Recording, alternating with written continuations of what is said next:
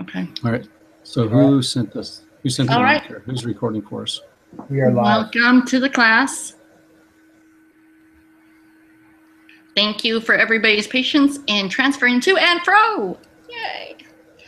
I decided to take it because it's just easier to do the first one, so I'm not dealing with others. So we're going to, it asks that we start out with the word of prayer. Is anybody willing to give that? Yes, I could. Okay, thank you, James. Our dear Heavenly Father, we gather this evening together as a group of BYU Idaho students. So please watch over us and bless us with the spirit that we need to facilitate the learning environment here. We'll be able to communicate well with one another, and we'll be able to embark upon the semester together as a team. We'll be able to accomplish all that's set before us. And we love thee and say these things in the name of our Lord and Savior, Jesus Christ. Amen. Amen. Amen. Thanks, James. Thank you. Thank you. Real quick, I wanted to bring up, like, with having our due date like at midnight tonight, and I have a couple other classes. Like, is anybody? I know we've established Wednesday, and I can certainly continue to do Wednesday, but like, is anybody else running into that issue where seems like there's a lot of stuff due Wednesday night, and if it makes more sense for us to have this group on a different night? I can do Wednesdays and Thursdays. Okay.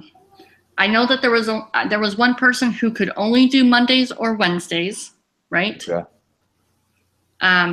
Okay, I'm gonna go down the line and everybody give their 2 cents. Okay, so Ben, you already talked. Derek, thoughts? Yeah, I can move it. I'm just trying to clump them together. So because we have a newborn, as you saw, I'm trying to clump these meetings as close together as possible, so I don't leave my wife alone too long. But I'm open to change. Okay, James. I'm open to anything as long as it's after the 9 o'clock hour. Even later, the better. Okay. My wife's schedule varies week to week, so as long as it's after 9, if I'm on my own, I know the kids will be in bed by then. Good to know. Steven. So for my schedule, I can do Wednesday like we're doing right now, and Tuesday, but not before 9 o'clock usually. So like between 6 and 9 on Tuesday, and then Monday and Thursday are completely impossible. They're impossible. Okay. Yeah. You can't do after 9 on Tuesday? Yeah. Okay. Well, maybe we just keep it at 9 on Wednesdays then. Yeah, I'm doing 4 classes in full-time work, so I'm just making it work.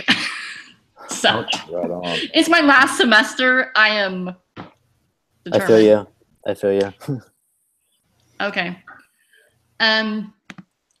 Okay, so I'm gonna just preface this with some discussion that we had in the online, and that's another reason why I kind of like this, because we can pull from the class time with Brother Bonnie. But we're talking about the Army case, and it's really about teamwork. And so I really want to get everybody's feel about like teamwork, and especially in this case, what was good and what was bad in teamwork. I don't know that there was much good in teamwork. Hold on, in the Doohicky's case? The Army. Oh. So I'm gonna work on the Army, and then we're gonna discuss Doohicky. And okay, I think we need to come up with the Derek 1 and a Derek 2. I'm sorry. Do either of you have a preference? I give you Derek Names? 2. That's fine. Any nicknames out there? Yeah. Anybody like a shorty or something like that? I mean, okay. So red shirt Derek is Derek 2.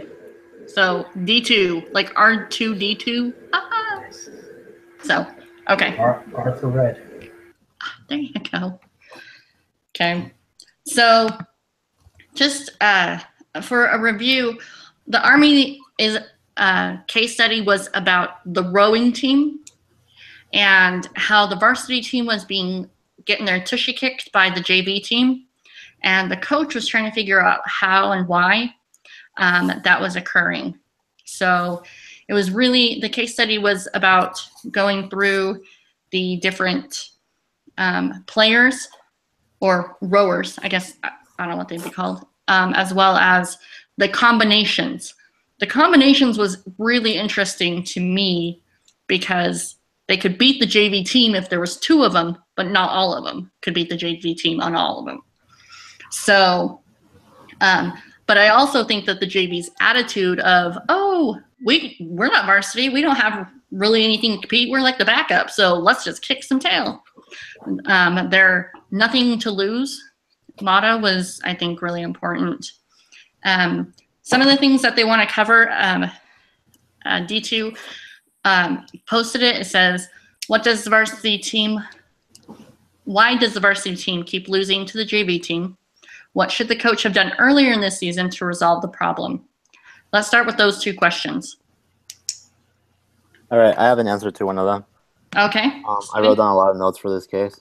So they were talking about, like, they did like an extensive research on both teams, and on the varsity team, it had people who were team disruptors that were labeled as team disruptors, and the JV team apparently had no one. So I know a lot about sports, specifically because I play soccer almost my entire life. So I know, like, if not everyone works together and there's someone who's like not in sync with everyone else, we're gonna lose all the time. So that's the same thing with like this rowing team. It's just a different sport. So yeah. I think the reason the JV team or the varsity always loses to the JV team is that it's not that the JV, what was it? The JV team doesn't get any faster. The varsity teams just get slower. Mm-hmm. Yeah, I remember that. So it's their lack of teamwork. And as to what Coach P should have done, I think he should have intervened a lot sooner. The festering between the varsity team players went on for too long. I agree with that. So on that, there was also personalities in the analysis was what that I really thought. The coach made a lot of notes of the players' personalities, and it was a good plan, but it was poorly executed. As there were many players put in the same boat that were, again, the disruptors. And the negative and selfish attitudes of the varsity team members is a problem of sportsmanship and teamwork. So those are some of my thoughts on that. Done earlier, do you think?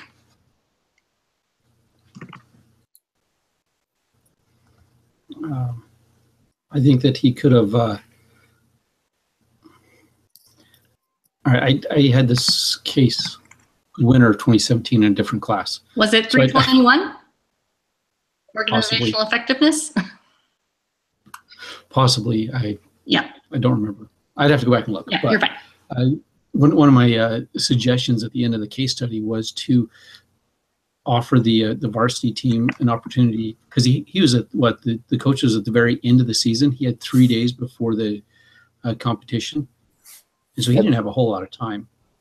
And with that, my opinion was to give the varsity team 1 day to straighten up, to learn to work together as a team, or if they couldn't do it in 1 day, allow the JV to step up and be into the varsity spot for the competition. So, yeah, I completely agree with that because of my experience. I don't want to brag or anything, but when I played high school soccer, the varsity team had like a similar problem, and I was playing JV, and they moved like a couple of us to JV just for that issue that some varsity people weren't just getting along. So I think that's a perfect suggestion for a solution. Now, doing sports, do you think that, like, does it cause any resentment, or does it give a like a little bit of a boost to the JV team to even try harder. Like, do you think there's any sense of loyalty between the varsity and JV team if you did that? I'm just wondering. I mean, devil's advocate here. I think at that point it becomes another competition where you have younger, less experienced guys who are out to prove themselves to the older, more experienced, maybe more talented guys I mean, for whatever reason, their ethic isn't there to perform. And so there's a spot for them to kind of wedge in there. So yeah, I think for sure there's some resentment. It drives the need to compete and to perform. And now, do you think I like how you said the drive to compete and perform? Do you think that's part of a team? Is you're competing against how do you compete but be on the same team? Does that make sense? Like, because we're talking about competing against another team, but you're also competing for spots on the boat. So how do you do that as well? Look at it as a football team. The offense and defense play against each other, but their overall goal is to improve the team. I mean, you've got the left guard who's working his hardest, but if he's going to do things that don't enable the offense to continue to get better, then what good is he? He's not going to do any good for the team, and he's not going to be able to keep that first string position. So he's got to be able to work within to the best of his ability, but still maintain the team concept. Now, with the team, there was a part in the case study where it talks about if somebody messes up on the boat and somebody else needs, do they correct or do they just try to trust that? Video call. Yeah. Love you, dude. Peace. It says not to do anything, to keep the same rhythm, and hopefully the person that messed up will join the rest of the team, because otherwise everyone will try and compensate for the other person, and then the whole rhythm of the boat is off. Yep. So why do you think that is? I don't know anything about rowing until I watched the Canada video. I thought that actually put it a little bit better into perspective. But yeah, I can see why they do that, because if you try to overcorrect and that person tries to correct themselves, you're just gonna double correct, it's just gonna create a bigger problem. All right, D1, you haven't talked much, so I'm gonna give you a question. What action should Coach P take on Tuesday when the team comes back? And why would you recommend the action? Well, this goes back to what they were talking about earlier, and I was thinking here, because in the case it talks about also how there was another coach that switched the teams, and I agree with what was said before, that if they can't come together and resolve their issue, it's better to put the better team on the varsity and switch the boats. Just switch their titles, because with the way, like was said before, with this disruptors, is obviously showing that it doesn't matter how good you are, it matters how good the team is. Okay. Now, do you think that because they came from different backgrounds, that was a thing, that was part of it, where they were the lead seat on the boat back in high school or on their college team? Well, it said that there were no leaders identified, while there were several disruptors identified. Mm-hmm. So they may have been given a leader spot before, but they weren't a true leader. And so the fact that they have no real leaders there, but they have several disruptors, makes for a disorganized team. And it doesn't matter how good they are individually, as a whole, like it says in the case, they're less than the sums of the parts. So that's what I was identifying there, and I was saying, well, it looks like if they can't resolve it up to this point, they haven't been able to resolve it. So it's looking more and more like the best option is to switch the titles of the boats. Now, what did issue in like? Could they have resolved it earlier? Could they have resolved it on their own without the coach intervening? Ben, any thoughts? Certainly. Like as guys, because girls, we cry and we will hold on to things forever. We are elephants, people. So what do you feel would have been the best course of action for them to get over it, so to speak, on their own? I think it's hard at any age to deal with that because guys have egos clashing and they hang on. I mean, to some degree, hang on to that stuff as well. And I think a lot of times those things don't really correct themselves. Mm-hmm.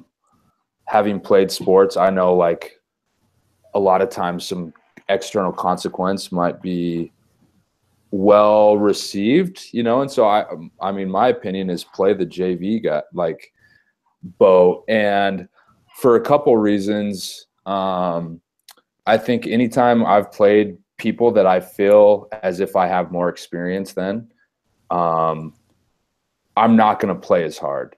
I'm going into it thinking I have a leg up, thinking that I'm ahead of the curve, thinking that I, whatever. And I mean, it's true, I think, in professional sports as well, like football, basketball, there's injuries on the team. A lot of times with a younger or an injured team, like those teams are the ones that end up winning because their opponents go into it thinking that they don't have to work as hard.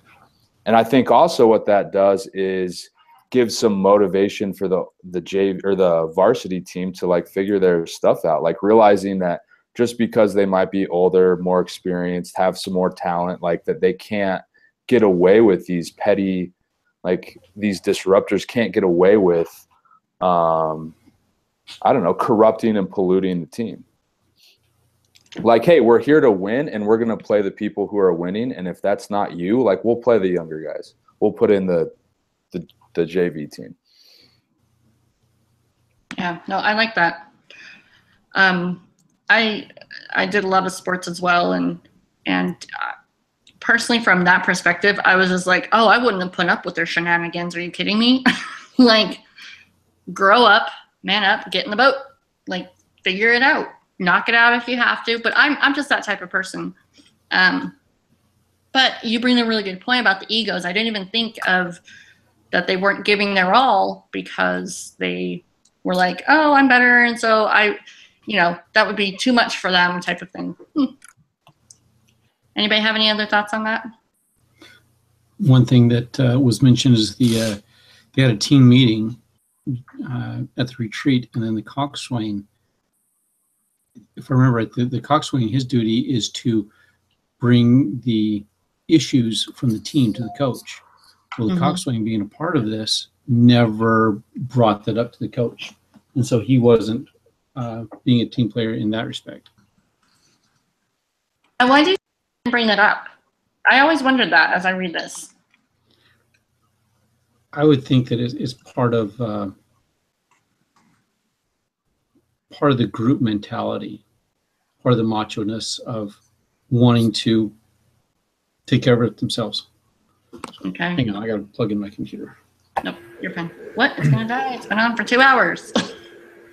I think he has to kind of save face too, because he's going on whichever boat goes regardless. So if he puts in his 2 cents and the coach decides to go with the other team, then people are like, I don't want this guy on my boat. He thinks he can't do it. Like if the coach decided to keep varsity and he bad talked varsity, it just won't be good. Okay. That's a theory. Yeah. Well, that's actually a really good theory, especially if you think how a lot of people look for like the snitch, or everybody doesn't want to trust you, because you're going to tattletale on them. I can see that.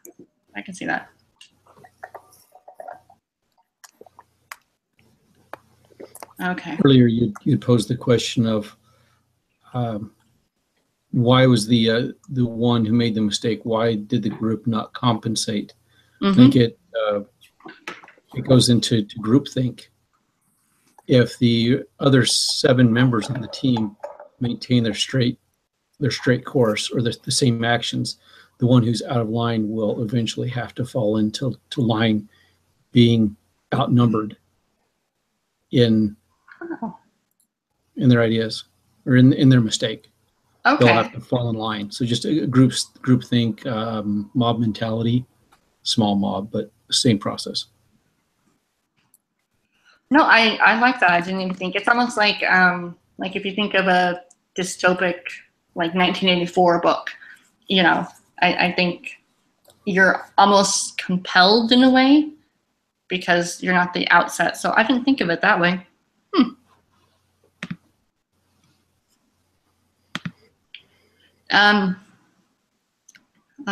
Nelly.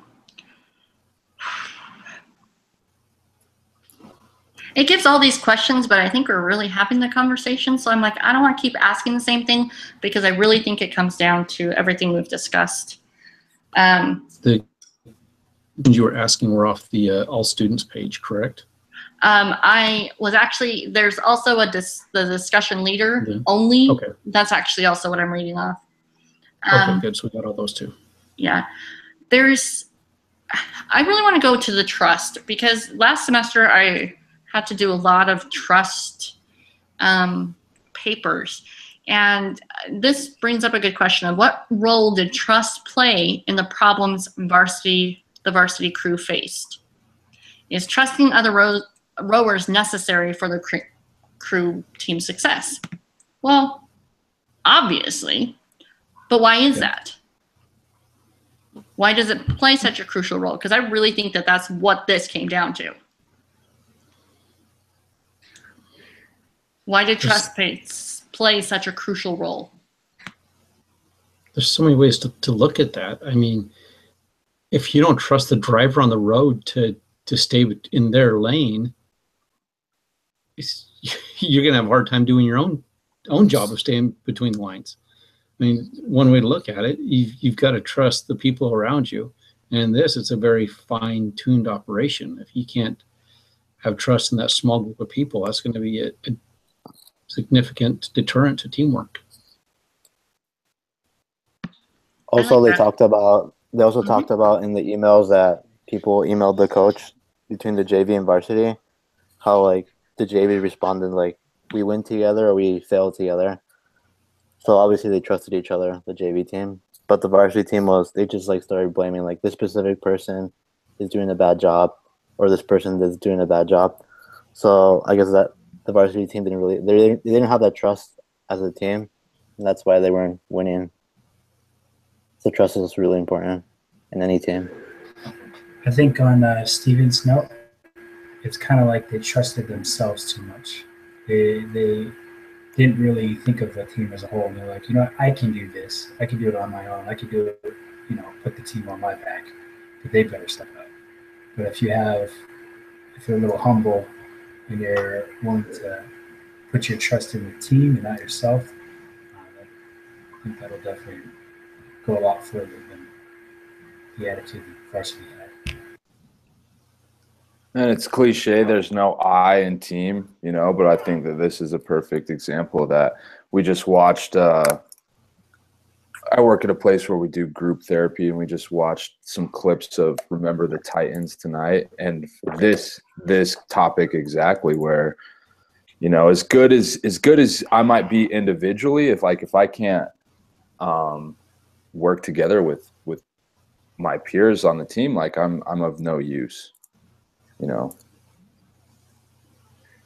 I think that's great because if you can't contribute in a trusting manner, you're actually going to be a deterrent, because other people will constantly I don't know. In accounting, I use my job. I do accounting. Woohoo. Yes, I love it. A lot. A lot of people trust accountants because nobody else wants to deal with the money. However, you make one penny mistake and they stop trusting you, and it takes forever to get back. And so I think it was important for this team to start from the beginning of trust because it takes so much longer to gain it. But it was interesting because they were fine if they paired up. Didn't matter the two pairs of people. They trusted one other person but didn't trust the entire team. Why was that? Derek, I'm going to have you answer that. Well, I think it goes back to just the psychology of the team and the way they were, and I think you were alluding to that earlier. We were talking about how they grew up and how they just, the way they saw it, and everyone was I felt was getting to this point here about how they were, like Derek too was saying, that they were thinking more about them than the team, and like Ben was saying that there's no I in team. So the way they saw it was, and when you saw it when the coach called the meeting and they all, they were all separate, they were all divided, there was no unity, there was no coordination. I mean, they didn't even want to be on the boat together. For some of them, they were just ready to. Like one guy said, he was, he didn't know if he could last the season, before decking this other guy. So I mean, you have a bunch of individuals, and that doesn't make a team. Like you were saying earlier, how are you going to accomplish a common goal, especially something as connected as was explained in this case with the rowing, and they're all in the same boat? How are they going to get to the finish line if they've got disruptors and they've got people that are just so self-absorbed, thinking they're the ones that are carrying the team, when they need to focus more on how they can better contribute to the team and how they can be a better team. No, thank you, Derek. Well, and that brings up a good point too. I think all this conversation kind of leads to what I've been feeling lately in these classes is, what do we do with this? Well, we apply it to our jobs. We apply it to our families even. And being disciples of Jesus Christ, I was watching a thing on leadership by Elder Bednar, and this was one of the topics is trust, and it's a huge issue in leadership. And so I think these are all really good and valid points. Sorry, I'm writing and typing all at the same time while trying to lead a discussion, so if I seem sporadic and not You're doing great. commending you for your input, just know I appreciate it. It's all good. I think one thing that the coach can take away from this, I mentioned this earlier with the instructor's class, but he's a 9-year coach. He's achieved the title of master coach 2 times over. But with this, I think he can take away that those standard metrics that they use to gauge people, that he used to pick out those 16 players, I think he can, through his experience, add a whole new dynamic to that. He can put a heavier weight on the personality type and in the trust, not just the rowing statistics, the strength and all of that. He can add that to his weighted decisions on who's going to make the team and have better success than other coaches who haven't earned that through experience. No, I agree, and thank you for reminding me of that. I forgot about the coach's experience. So with that, do you think, I mean, he has been doing this for a long time and has been uber successful. So does the same formula work every time? Why doesn't it work every time? You have a different formula. I'm like, people's chemistry is different every time. That is the one factor.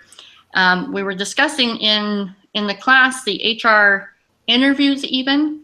One of the biggest issues that the person I interviewed has is the difference in the age gap and how that varies in so many different areas of work ethic, of trust, of things like that. So I thought that was you can't really equate the personality factor until the personality factor is in front of you. Does that make sense? Any thoughts? I think, and I don't know, with HR and as it relates to team, like you're gonna have essentially just expanding on what you just said, like based on the demographic and the psychographic and how people were raised, like playing different sports.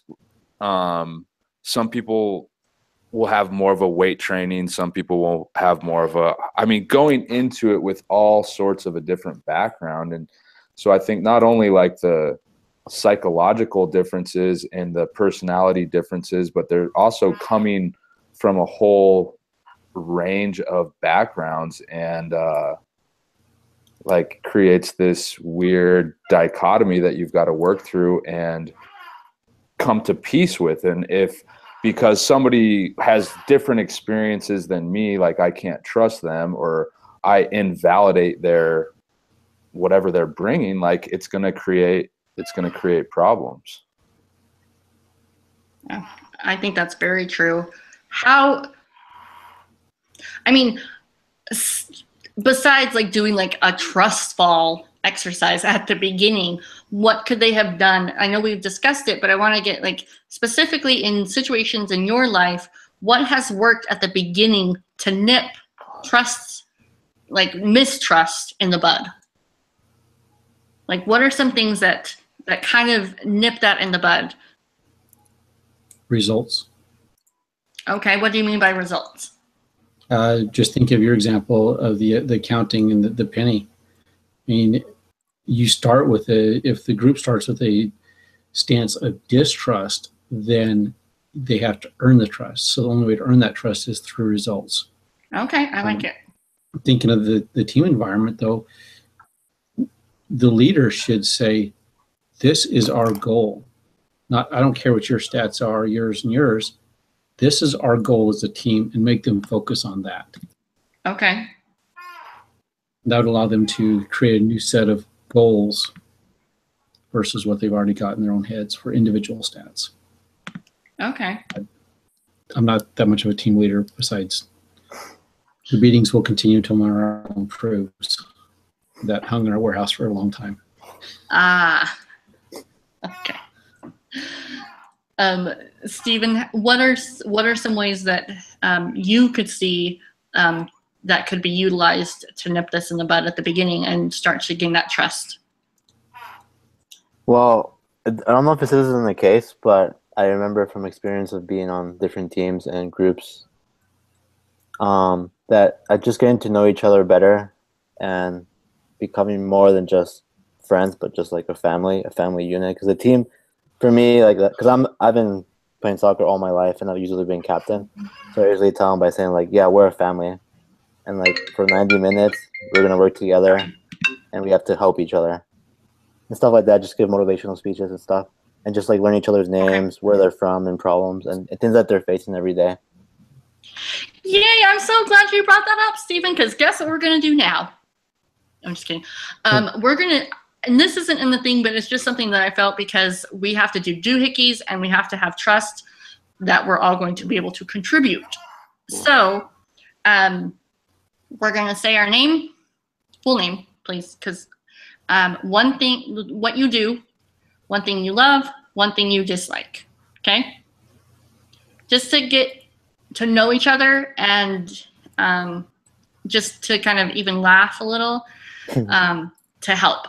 So my full name is actually Carla Brianne Pedersen, and Carla actually is my mother's name.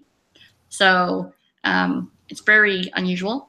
One thing I love is cocoa, and I'm very excited for fall. One thing I do not like, stupid people. You can't fix stupid, and it drives me nuts because I just want to knock some intelligence into some people. Okay, Ben? My name is Benjamin Joel Andrews. Thank you. I'm from just outside of Denver. I What work part? North, south, east, or west? Southeast, Littleton, Colorado. Oh, okay. Yeah. I work in like substance abuse treatment. Okay. Something that I love. I don't know if you can see that dog down there, but that's pretty. my dog Murphy. My key protector just fell on him and scared him and woke him up. Sorry, Murph. I don't like mean people. There's not a lot that I don't really like. Okay. All right. Derek 1. Blue shirt, Derek. So you're jumping over to me, okay? Oh, sorry. On my screen, it goes. Sorry, it's probably in different orders on people's. Yeah. All right. Yeah, Derek Beta is my full name. Let's see here. Well, the main things I like is I enjoy working outside. So, here we have a small ranch right now in northern Arizona in Prescott, and so I enjoy working with horses and other animals that we have here, and also things that I don't like is and that's a lot for a lot of people here. I came from San Diego, California, but I don't like a lot of the Californians that come over here and drive like it's San Diego or California. Yeah. Yeah. So just a side note, Derek, I'm actually from Snowflake, Arizona. So go small towns in Arizona. Nice. Derek 2, red shirt. All right. My full name is Derek Kamawela Tafua. Kamawela means Samuel in Hawaii. Hawaiian Samoan. I grew up in Los Angeles. Derek, I totally understand what you mean about LA drivers. They're horrible. So don't even worry about it. I love art, drawing, comics, especially that they're converting all my childhood comics into the silver screen. I love that. What I hate is coconuts. People think because I'm Hawaiian, I should love coconuts. I think that's a stereotype, and I hate it. Wait, do you not like them because they're a stereotype or because it's coconuts? No, it tastes horrible and it gives you diarrhea. That's just a fact.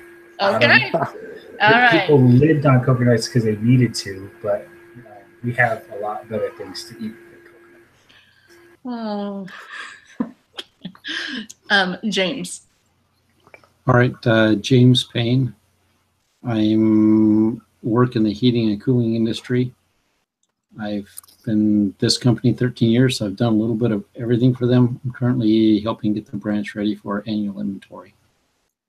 After that, I'm not sure what I'll do, but I enjoy spending time with my kids. I enjoy being a dad, and that seems like everyone would say that, but I've got a son who's 23, and he's off serving in the Army. Or no, excuse me, Air Force. He'd shoot me for that. But he's doing that, and I don't have such a good relationship with him. So I'm very fortunate to have the ability to have essentially another family. I have a 2-year-old and a 4-year-old right now. So I really, really enjoy spending time with them. So, and dislikes would be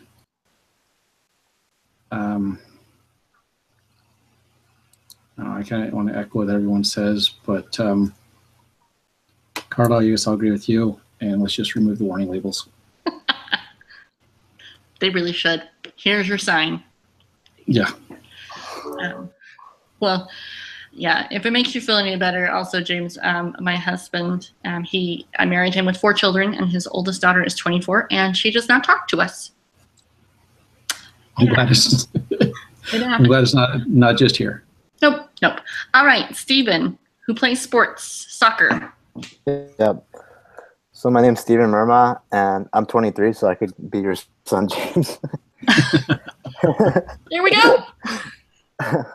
So right now I'm currently in my last semester at BYU Idaho. I'm a financial intern for wealth management company, and obviously, as I've mentioned throughout the whole discussion, I love soccer, and I dislike losing. Figures, they're connected, but like also losing in school too, because I always want to get an A. I don't want to get a B or a C, just A. So, and yeah, I'm from Maryland, by the way. Oh. I just Love the East Coast. It's yeah, awesome. East Coast represent. Yep. The DC temple is amazing. Yep, I'm gonna get sealed there in February, so I'm excited. Oh, that's awesome. Yep. Great. Okay. Okay, thank you guys for entertaining me, because I just wanted to kind of break it up a little, because like we have to work really closely together, and I've been in really groups, and I've been in really like, oh, you're amazing groups. So I just feel that starting Trust out, especially with this Army case, was perfect, and just working on those relationships. So for the last few minutes, I'm actually going to read the finale of what actually happened. Nice. Colonel, does anybody know how to pronounce his name? The coach. We'll just call him the coach. Coach P. Yeah, Coach P of the Army crew at West Point a few years ago faced a baffling problem. Through extensive testing, he had developed objective criteria to rank his rowers. He then put the 8 best on his dream team in the varsity boat and the 8 others in the junior varsity boat. The problem, the JV beat the varsity 2/3 of the time. The situations, as explained in the Harvard case study, was that the varsity was full of resentment over who was contributing most, while the JV, feeling they had nothing to lose, supported one another happily. One day, Coach P lined up the varsity crew in 4 pairs. He told them they were to wrestle, no punching, but wrestle for 90 seconds. There were no clear winners. Each man was discovering that his opponent was just as strong and determined as he was. Coach P then had them change opponents and wrestle again. By the 3rd round, they were choosing their own opponents. One guy would point at another and say, "You!" Coach P says, finally, one of the rowers started laughing, and they all piled into a general brawl. Eventually, someone said, "Coach, can we go now? Can we go row now?" From then on, the varsity boat flew. You probably can't order members of an executive team to wrestle, which I would really like to do sometimes. Tempting as it may be, though, but bringing tensions out into the open and then resolving them is one of the team leaders' most important jobs. So sometimes, at least I have found, sometimes the confrontation has to happen. It's uncomfortable, but it's not necessarily have to be a negative.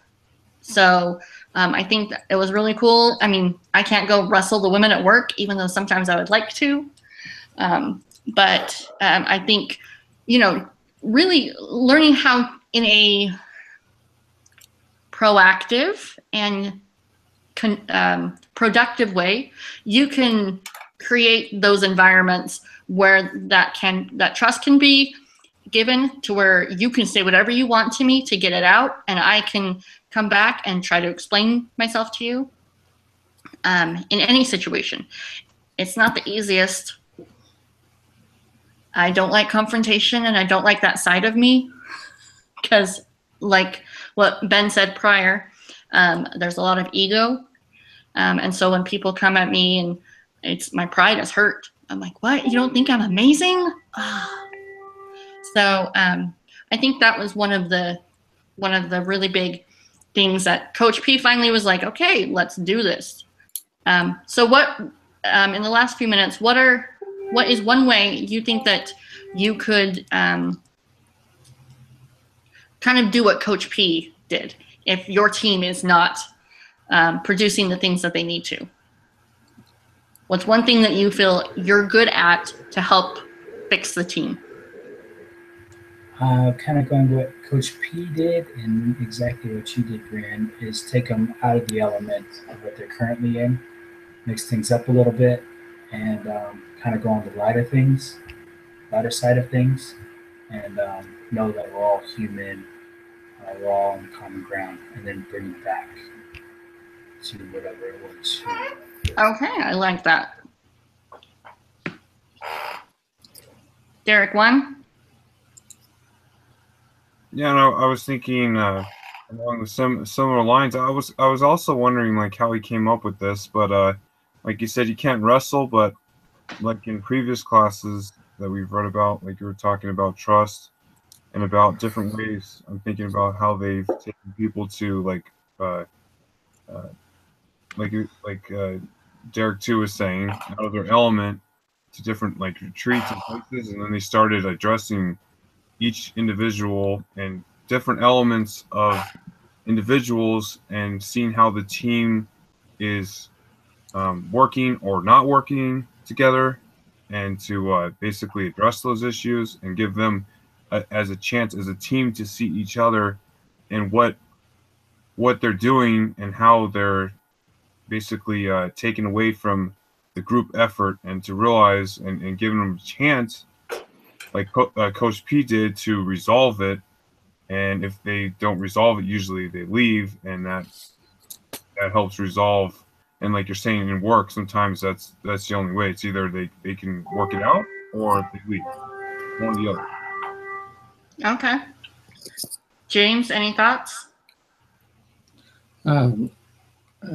Take them, like everyone has said so far, you create a team building environment, something outside of what they do. My work, what we do, as an example, we started with one of our dealers. Teams of 5, we would do a trap shooting, and it's like golf but with shotguns. And so they would do that, and now it has evolved into multiple teams from our company, and we have multiple dealers. And so not only are we building the teamwork within our own company, we're building that relationship with our dealers, who is bringing that closer together, taking us outside of our element of heating and cooling products and systems. So definitely team building. Okay. Ben? Kind of a different maybe approach to kind of like similar to what's been brought up, but I think, and this is probably due to where I work, and I've spent a lot of time in like therapy and working in this field, and I know from what I've seen that anytime, like, and myself included, anytime I become hostile, I become not a team player, I'm thinking about myself, I'm uneasy, like usually it's because some part of me is threatened. I have something to prove. Somebody challenges my skill, my knowledge, my experience, my ability, whatever it is. And so I think like my 2 cents, and more as it would pertain to like business, maybe like providing a safe space where you can really just voice that, like because I think that happens. I think that's kind of the underlying issue with resentment, with fear, with anything that comes up working with other people is usually like it's a problem with me. Like I don't have a problem with you, but I have a problem with what I believe to be my own ability, my own capacity. And when that gets challenged, like I'm going to react in ways that are not really conducive to the teamwork, to the group as a whole. And so I don't know. I think that there's not really such thing as over communicating and providing a safe spot where that can get hashed out, because otherwise those resentments and those fears and those insecurities are going to grow and fester, and nothing's going to be done. So whether it's wrestling with these guys or whether it's talking about it in a boardroom, like I think that's where my mind goes. Yeah, no, I think that's great. And you brought up some good points of where it's you, and there's a lot of fear on your part of whether they're saying you're falling short or you're not performing the way you need to in your job or whatnot. So that's really Yeah, good. I want to overcompensate and make sure that, I don't know. No, that's great. Steven? Yeah, just to go along with what everyone else has been saying, I think that if there's like two troublemakers in the group or like a board meeting or people who just don't get along, if I was like the head of like the CEO or whatever, I would like take them to the side and just tell them to resolve their issue. Because if they don't work together, they don't trust each other, then the whole project is gonna go downhill. And it's kind of like the mission. Like companions have to be unified, and that's why they have companionship inventory every week. To like any differences or any problems that they have, they resolve at that moment, and then just move on to next week. Oh, I like that. I like how you brought in the missionary. I didn't serve a mission, so I've heard of those things. I just did not know how that went. So that's what that means. Yeah. All right. I appreciate everybody's contributions tonight, but before we wrap up, we just need to kind of make a schedule of who's going to lead next week so I'm not panicking. Any volunteers? I can send it out. Okay, thanks, James. So I'm just going to put you down for next. So just to make sure that everybody's clear on what's going to happen now, I think it was Derek, D2. Did you do the link, right? Or was it Derek 1? D2. D2. If you can send me the link, you guys don't have to post anything. Just mark completed on the Army, on the discussion, because I have to put the link in the questions and conversations as well as who all attended. And then the written report I do and put in. So you guys don't have to do anything extra. So just want to make sure that that's understood. Do we not even do the discussion questions for students? No, Or for all students? that's all preparation for Okay. this meeting. Yeah. You do it on your own, and then we talk about it. Okay. Yeah. Do we not? Are we not discussing the Doohickeys problem from today? So the Doohicky, so here's my understanding from the Doohickey, is we are discussing the case studies and creating and formulating. I think next week we'll have a better understanding of what we want to take as part, like because you're supposed to write up according to what you've learned. So like the HR professionals, teams, next week, I don't remember what it is. So if you want, Ben, I'm going to be honest, I am not caught up on the Doohickeys because I could not find what the Doohickey actually was. Well, so there's the link, and it's just a pretty brief. It's probably like a 3-page reading. At the bottom, let's see, it's under the. You mean the case, the BYUI? I can help you guys out. So what I did on Google Docs is create a document for not only this meeting, but a Doohickeys document. I just sent the link, so it should all have gotten to your emails. D2. I don't know if you guys can You're awesome. access it now. I'll Yeah, look I at see. it. If you guys don't mind accessing it now, so we can kind of talk about it and walk through it. Okay. Yes, yeah. So we're Oh, all on there the you same page. Do you know when you sent that, Derek? It was the very last link I sent because I did it while we're talking in this meeting, so it should be at the very okay. top. Oh, that's the Doohickeys. Oh my gosh. So if you notice, I put our group again, all our contacts. We need to find out whether or not Richard Sheffield's in our group or not. Which Yeah, I will find out, and I'll let you Okay. guys know tomorrow if he kept the class or not, if he dropped it. So are those 4 questions, Derek, or anybody, the 4 questions, that's the actual assignment that we have to turn into 3,500 to 5,000 word submission? 4 questions. I think you might be looking at 2 different documents. Are So you what looking at it the is, Doohickeys case, or are you looking at Yeah, the but Army case? I'm looking at the Doohickeys case, but I think so. So that's not due until Week 5. week 5. So the case where it's that terrible company that was a BYUI startup that makes lanyards and that stuff. That's what I guess my confusion a little bit with it is that there's a due date for tonight with the Doohickeys problem. Oh. And maybe that's just like having read, but you click on it, so we don't need to submit anything with that. No, there's nothing that you need to submit for that. That's a really good question. Yeah. All he was gearing us to do is to prep to talk about it. Okay. So if everyone's okay with this, I think we should take about 45 minutes to discuss the weekly case and maybe a 15-minute section of the hour to discuss where we are in Doohickeys. Yeah. So here was the interesting thing is on the discussion leader for the Army, it broke it down the whole hour, and I was like, what about the Doohickeys? So yeah. No, I saw that too, but it does say like from 10 to 15. So yeah.